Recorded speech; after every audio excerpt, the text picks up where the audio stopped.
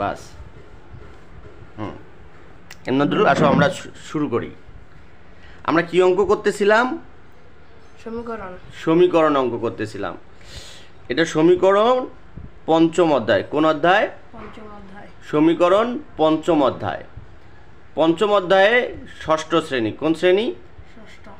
ষষ্ঠ শ্রেণী, পঞ্চম একটা অধ্যায়ের নাম হচ্ছে সমীকরণ বা সরল সমীকরণ। তা এই সমীকরণের অঙ্কের নিয়মটা কি? যে এক সমান যে কোনো একটা সংখ্যা বের হবে, অঙ্ক বের হবে, তাহলে এইটাই হইব উত্তর। সেটা কি হবে? তা এখানে শুধু এক্স থাকতে পারে না, কিন্তু এখানে কি থাকতে পারে না? শুধু এক্স থাকতে পারে না, এরকম হতে পারে যে এ সমান সমান 2, যেটা থাকতে পারে। আবার এরকম হতে পারে ওয়াই সমান সমান 5, যে কোনো হতে পারে। তা আমি যে সংখ্যাটা দিয়ে তোমাকে বোঝাচ্ছি সেই সংখ্যাটার নাম হলো কি? এক্স। সেই সংখ্যাটার নাম কি? আচ্ছা, তা এক্স সমান 3। কিন্তু আমরা নিচের মধ্যে আবার একটা বক্স করেছি। আমরা যদি এটাকে দিয়ে দেই বক্স 1। বক্স কি? তা বক্স 1-এর সাথে আমরা দিয়েছি কি? 2x সমান 10। আচ্ছা এমদাদুল, 2x মানে কি?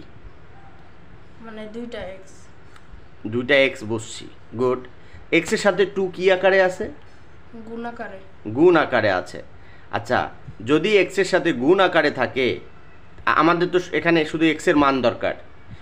তা যেহেতু আমাদের x এর মান দরকার, কিন্তু আমাদের এখানে x এর সাথে 2 আছে, তাহলে একটা ভেজাল কিনা?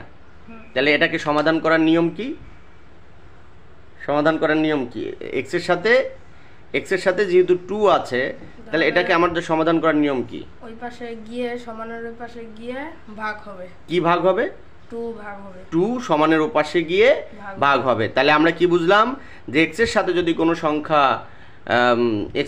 কোনো সংখ্যা গুণ আকারে থাকে, তাহলে ওপাশে গিয়ে ভাগ হয়। যেমনটা আমরা নিচে করেছি, এখানে x আছে, আর x এর এই 2 এর পাশে 10 এর সাথে গিয়ে ভাগ হয়েছে, আর 10কে 2 দিয়ে ভাগ করলে কত হয়েছে? 5 হয়েছে। তাহলে x সমান 5। তাহলে এখানেও আমরা একটা উত্তর পেয়ে গেলাম, পরিপূর্ণ উত্তর পেয়ে গেলাম। এখন এখানে আমরা এটাকে ধরি বক্স 2। কি ধরি? বক্স 2। তা বক্স 2 এ আমরা কি দেখলাম? বক্স 2 এর মধ্যে আমরা দেখতে পারলাম যে x এর সাথে 2 কি আকারে আছে? ভাগ। যেহেতু উপরের বক্স 1-এ ছিল x এর সাথে 2 গুণ, তা গুণটাকে যেহেতু আমরা ওপাশে গিয়ে ভাগ দিয়েছি, তাহলে এখানে x এর সাথে 2 কি আছে? ভাগ। তা x এর সাথে যদি 2 ভাগ আকারে থাকে, তাহলে কি হবে? ওই পাশে সমানের ওপাশে গিয়ে গুণ হবে। তাহলে আমরা কি করলাম? x সমান 3 গুণন 2, তাহলে x সমান 3 × 6। তাহলে এখানে x এর একটা মান পাইলাম আমরা কত? 6। এটা গেল আমাদের বক্স 3। তাহলে আমরা কি পাইলাম? যে x এর সাথে যদি কোনো সংখ্যা গুণ আকারে থাকে, তাহলে ওপাশে গিয়ে ভাগ হয়ে যাবে। x এর সাথে যদি কোনো অঙ্ক ভাগ আকারে থাকে, তাহলে সমানের ওপাশে গিয়ে ভাগ থাকলে কি হবে? ভাগ থাকলে গুণ হয়ে যাবে। গুণ থাকলে কি হবে? ভাগ হয়ে যাবে। গুণ থাকলে ভাগ হয়ে যাবে। এখন আমরা আসো শিখি বক্স 3। কি? 3। বক্স 3-তে কি আছে? এখানে কিন্তু x এর সাথে কোনো সংখ্যা গুণ আকারেও নাই, x এর সাথে কোনো সংখ্যা ভাগ আকারেও নাই। তাহলে এখানে x এর সাথে কোনো সংখ্যা কি আকারে আছে? যোগ আকারে। তাহলে এখানে তো আমার কি দরকার? শুধু x দরকার কি না? তাহলে এখানে আমাদের দরকার শুধু x। তাহলে কিন্তু এখানে ভেজাল হয়েছে, x এর সাথে কোনো সংখ্যা যোগ আকারে আছে। তাহলে আমরা উপরের বক্সে শিখেছি x এর সাথে কোনো সংখ্যা গুণ আকারে থাকলে ওপাশে গিয়ে ভাগ হয়। এখানে x এর সাথে কোনো সংখ্যা ভাগ আকারে থাকলে ওপাশে গিয়ে গুণ হয়। কিন্তু এখানে x এর সাথে 2টা থাকলে কি হবে এমদাদুল? মাইনাস হবে ওই পাশে গিয়ে। এই কথাটা তুমি কেমনে জানলা? কারণ কিছুক্ষণ আগে আমরা এই ক্লাসটা করেছি। করার পরে আমরা ভাবলাম যে একটু ভিডিও করে আরো অন্যান্য মানুষকে শেখার সুযোগ করে দেই। Very good. অন্য মানুষকে আমরা শেখার সুযোগ করে দেই। তা এই জন্য আমরা বুঝতে পারলাম যে x এর সাথে কোনো সংখ্যা যদি যোগ আকারে থাকে, তাহলে ওপাশের সংখ্যার সাথে গিয়ে কি হয়ে গেল? মাইনাস। এখানে একটা জিনিস শেখার আছে যে স্যার আমরা -2টাকে আগে লিখলাম না কেন? -2টাকে আমরা লিখলে একটু ভেজাল হইতো, কিন্তু তারপরেও আমি তোমাকে বলে দেই -2কে পরে লিখেছি এই কারণে, কোনো বাড়িওয়ালা যদি যার বাড়িতে থাকে সেই বাড়িওয়ালা কি কখনো তার জায়গা ছেড়ে দিয়ে ভাড়া দেয় নাকি আর এক রুমে ভাড়া দেয়? ধরো বাড়িওয়ালা 3 তলায় থাকে, 2 তলাও খালি 4 তলাও খালি, তা বাড়িওয়ালা কি 4 তলায় আইসা ওই ভাড়াটিয়াকে কি আর 3 তলায় দিব? বাড়িওয়ালা ঠিক 3 তলায় থাকবো, আর ভাড়াটিয়া আইসা উপরের 4 তলায় যাইবো অথবা নিচ তলায় আসবো, হ্যাঁ জায়গায় কিন্তু হ্যাঁ ঠিকই থাকবো। এই জন্য 5 জায়গায় আছে, 2 গিয়া তার পিছনে বসছে। কি কথা বোঝা গেছে? এটা তাহলে এখন 5 থেকে 2 বিয়োগ করলে কত গেল? কত হলো? 3। তাহলে আমরা কি বুঝলাম? যে কোনো পাঁচের সাথে কোনো সংখ্যা যোগ আকারে থাকলে সেটা পরবর্তী সমানের উপাশে গিয়ে বিয়োগ হবে, বিয়োগ হয়ে যা হবে তা হবে অ্যান্সার। তাহলে যোগ থাকলে কি হয়? যোগ থাকলে মাইনাস হয়, বিয়োগ হয়। আর যদি মাইনাস থাকে তাহলে বোঝা যাচ্ছে যোগ হবে, মাইনাস থাকলে যোগ হবে। চলো আমরা পৃষ্ঠার উপাশে এর আগে শিখেছি। তার এটা হলো বক্স কত? 4 বক্সে আমরা দেখতেছি আমাদের শুধু x এর মান দরকার, কিন্তু এখানে দেওয়া আছে x - 2 = 1, x - 2 = 1। তাহলে x এর সাথে আমার x এর মান দরকার কিন্তু মাইনাস আছে, তাহলে আমরা আগের বক্সে শিখলাম যে প্লাস থাকলে মাইনাস হয় আর মাইনাস থাকলে প্লাস হয়। তাহলে অনায়াসে -2 উপাশে গিয়ে কি হবে? প্লাস হবে 2 হবে। কি হবে? প্লাস 2 হবে। তাহলে কি হবে? x = 1 আর 2 যোগ করলে হয়ে গেল 3। এই হলো এগুলো অঙ্কের ক্লাস 6 এর জন্য একটা পূর্ণাঙ্গ নিয়ম।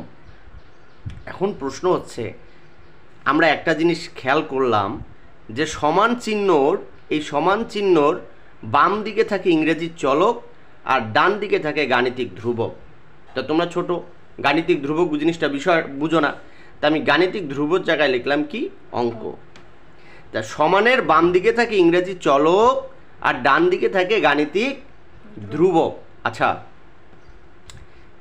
আমরা এই অঙ্কটা এই জিনিসগুলো আগে খেয়াল করে দেখেছি।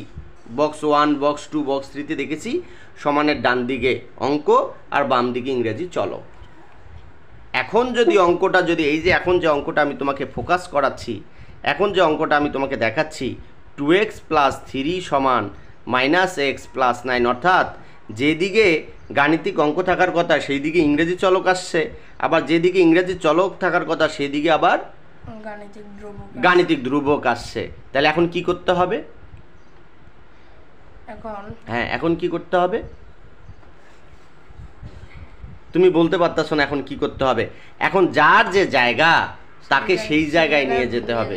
যেমন -x, এটা তো এই দিকের মানুষ না, ধরো এই জিনিস তো এই দিকের না, তাকে তার গ্রামে যেতে হবে। আর এই গাণিতিক ধ্রুবক বা অঙ্ক তো আর এই দিকের না, এটাকে তো আবার এই দিকে চলে আসতে হবে। যখন এরা এক স্থান থেকে আরেক স্থানে চলে যাবে তখন তাদের চিহ্নের পরিবর্তন হবে। কি হবে? চিহ্নের পরিবর্তন হবে। যোগ থাকলে বিয়োগ হবে, বিয়োগ থাকলে যোগ হবে। এর জন্য আমরা এখানে 2x এর জায়গায় 2x লিখেছি, আর এই -x কে এ পাশে নিয়ে এসে কি করেছি? +x করেছি। তা কথা বোঝা গেছে? +x করেছি। আর এই 9 জায়গায় আছে, তার সামনে প্লাস চিহ্ন, সামনে তো কোনো চিহ্ন দিতে হয় না। +3 কে এ পাশে এনে আমরা -3 করেছি। তারপর আমরা যোগ বিয়োগের কাজ করেছি। এখানে 2টা x কে যদি আমরা গরু ধরি তাহলে এখানে 2টা গরু, এখানে একটা গরু। কটা গরু? 3টা। তাহলে 3x। আর এখানে 9 থেকে যদি আমরা 3 বাদ দেই তাহলে 6 হয়। তাহলে এখানে x এর সাথে 3 কি আকারে আছে? গুণ। তাহলে এটাই পাশে এসে কি হবে? ভাগ। তা 6 এর সাথে আমরা যদি 3 ভাগ দেই তাহলে x সমান কত বের হয়? 2 বের হয়। তাহলে নির্ণয়ের সমাধান কত? 2। অ্যান্সার কত? 2। অঙ্ক কি তুমি বুঝতে পারছো না বুঝতে পারো নাই? বুঝতে পেরেছি। অঙ্ক বুঝতে পারছো? এখন যদি আমি তোমাকে বই থেকে একটা অঙ্ক দেই তাহলে কি তুমি করে দিতে পারবা? হ্যাঁ, আচ্ছা চলো আমরা অঙ্কটা করি। বই বের করো। ইমদাদুল শুরু করো, বা কমা ব্যবহার করো। তারপরে 5y তো ওই জায়গায় থাকবে। হ্যাঁ, তারপরে 3y এই পাশে এসে পড়বে। কি হবে? 3 এর চিহ্ন কি হবে? চিহ্ন হলো মাইনাস হবে। কেন মাইনাস হবে? কারণ এই পাশে 3 সামনে প্লাস আছে, তাহলে -3y লেখো। -3y। তারপরে সমান দাও। তারপরে ওপাশে যে জিনিস ওপাশে আগে আছে ওইটা আগে লিখতে হবে। ওপাশে কত আছে? ওপাশে এই পাশে 2 আছে, এ পাশে কি আছে? এই ওই পাশে 8, eight। এই 8 তো আগে এখানে বসবে। হ্যাঁ, যে যে পাশের আগে সে সেই জায়গার স্থান দখল করবে। দখল। 8, তারপরে এ পাশে -2 কি হবে? -2 প্লাস হয়ে যাবে। +2 হয়ে যাবে, +2। এখন কি করতে হবে? এখন এখন এর যোগ বিয়োগ করতে হবে। হ্যাঁ, তাহলে যোগ বিয়োগ যদি করো তাহলে 5টা y থেকে 3টা y বাদ দিলে কি হয়? 2টা y থাকে। 2টা y থাকে। 2y সমান সমান হ্যাঁ 8 প্লাস 2 কত হয়? 10 10। এখন y এর সাথে 2 কি আকারে আছে? গুণ আকারে। তাহলে কি হবে? তাহলে 2 পাশে গিয়ে কি হবে? ভাগ। ভাগ করো, বা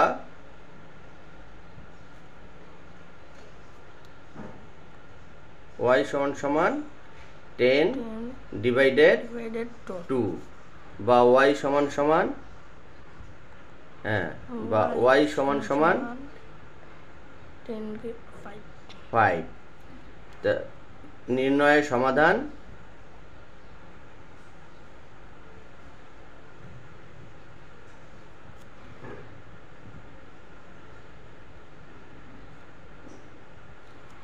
সমাধান সমান 5। 5। অ্যান্সার